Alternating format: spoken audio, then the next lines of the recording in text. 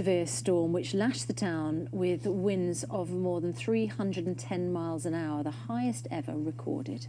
How is such a powerful tornado actually formed? Well, here to tell us is storm chaser and researcher Sam Smith. You may remember Sam was on the programme a couple of years ago talking about chasing storms and your condition, because you have butterfly... EB. EB? Yeah. Okay, EB which affects your skin. Yeah. Anyway, you've been to Tornado Valley several times, as we remember, and you've seen them up close. Yeah. It's about cold air from the north, meeting hot air from the south, Correct. and then... Well, basically, this time of year is perfect for conducive for tornadoes and severe storms.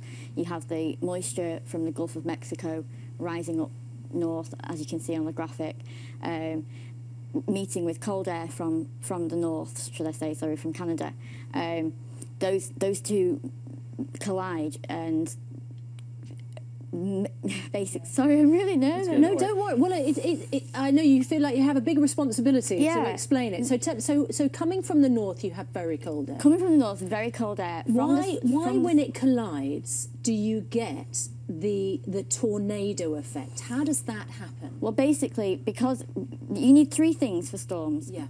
An abundance of moisture, which you're getting from the south, the Gulf of Mexico, right, and the cold air. When those two meet, and along with the jet stream and a few other bits of parameters, you get massive, massive storms. Rotation from winds from the ground up to 60,000 feet. And this happens in this particular part of the world uniquely? No, we actually get more tornadoes per square mile than any other country in the world. In Britain? Yes. Really? Yes, that is an actual statistical fact. However, the States get thousands of these tornadoes per year. What is so devastating about this one is that it hit a major metropolitan area, and it hit brick buildings, not wooden buildings. These were masonry brick buildings, and that makes this tornado devastating. Why do they get? But why is it that their storms are so much bigger than ours? Is it because of the plains and the winds get so much more? The land mass definitely has a big role to play. And once the storms become really organised and become what we call supercellular, that's when the storm is rotating constantly.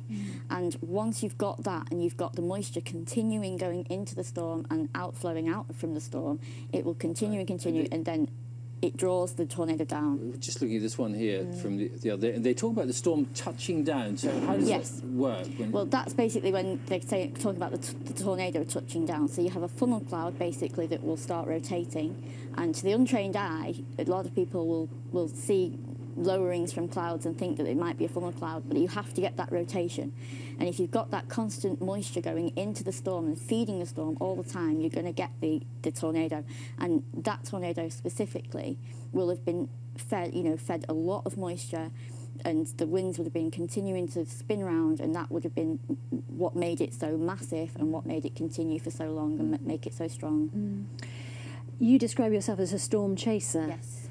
It's a challenge for people to imagine why you would want to follow something like that when you could be so close to risking your own life. Absolutely. I mean, the thing is, half of it is the thrill, I will admit, because you're seeing Mother Nature at its most fierce, but at its most majestic at the same time, when it's going over fields, when it's hitting buildings and killing people. That's not what we want at all. But storm chasers are very, very often the first people to warn towns and ring up emergency services and let them know that these things are on its way. When we were there in 2011, Joplin, Missouri, killed over 150 people. That was terrible. We went and saw the devastation 5 days later. And this one, I think, what saved many people's lives was the advance warning that they had. Absolutely. To be honest. All right, Sam. Good to see you. Sam, we appreciate your time. Thanks so much. Sorry about that. No, you're absolutely fine. Don't worry. You explained it beautifully. Thank you very much. Thank you so much.